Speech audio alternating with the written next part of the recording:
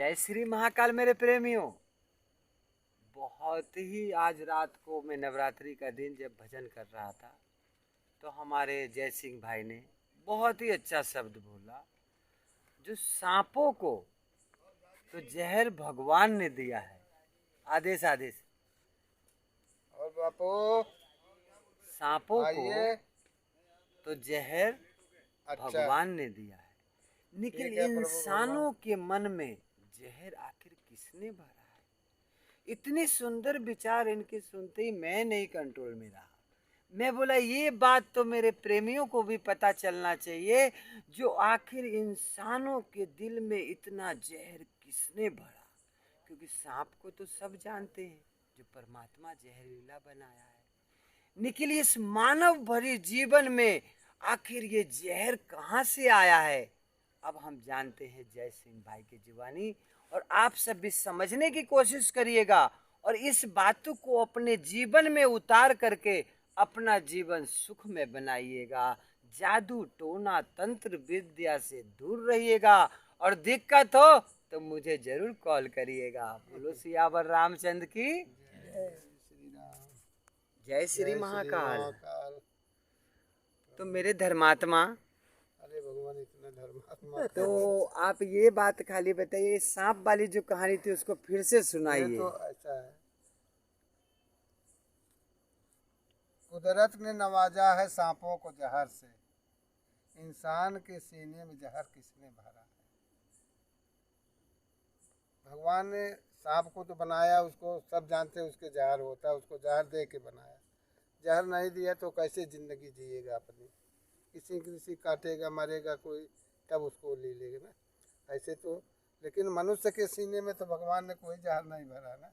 इतना सुंदर शरीर भगवान ने बना के दिया है कि हम चाहें तो बिना किसी भी फल फूल या पत्ते, किसी संसार में अनाज, किसी को तकलीफ दिए बिना हम अपना जीवन पालन भी कर सकते, खा के हम भी कुछ जिंदा रह सकते, और दुनिया के लिए भी हम इंतजाम कर सकते बिना किसी को कष्ट दिए हुए। लेकिन हम एक मिनट भी ऐसा अपना नहीं गुजारते कि किसी को कष्ट ना दे।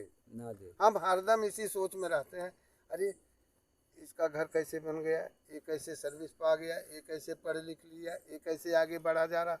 ये नहीं सोच रहे कि हम कैसे आगे बढ़ेंगे, बल्कि कोई आगे जा रहा है तो उसका टांग पकड़ के खींचो। ऐसा जहर ये किसने भर दिया इंसान के अंदर कि इतना पापी इंसान हो गया, जबकि भगवान ने तो इंसान को कहन सबसे अधिक सब मम प्रिय सब मम उपजाए, और सबसे अधिक मनुष्य मोहि भाए। भगवान कहते हैं कि मुझको सब कुछ संसार में प्रिय है, क्योंकि सब मेरे पैदा किए हुए मेरे बच्चे के समान ही सब है ना। लेकिन सबसे ज्यादा प्रिय मनुष्य है। मनुष्य क्यों प्रिय है? मनुष्य इस प्रिय है कि परोपकार कर सकता है, दूसरे का भला कर सकता है। कल को हम चिड़िया पंछी बनेंगे, कल को हम और जानवर बनेंगे, अपना पेट नहीं भर सकते, लेकिन मनुष्य रूप में होकर हम सबको अंधकार से बाहर निकाल सकते, सबको भोजन करा सकते, दवा दे सकते, किसी को पानी पिला सकते, भोजन खाना बना खिला सकते, हाथ पैर दबा सकते, रहने के लिए व्यवस्था कर सकते। भगवान ने इतना सक्षम हमको बनाया कि तू जाओ संसार में सबका भला करो, सबकी सेवा करो, और मिलजुल के इस सारे संसार में स्वर्ग में आनंद लो। स्वर्ग रो, मनुष्य जन्म मतलब स्वर्ग, और इसके बाद जो जन्म मिलेगा वही नरक है।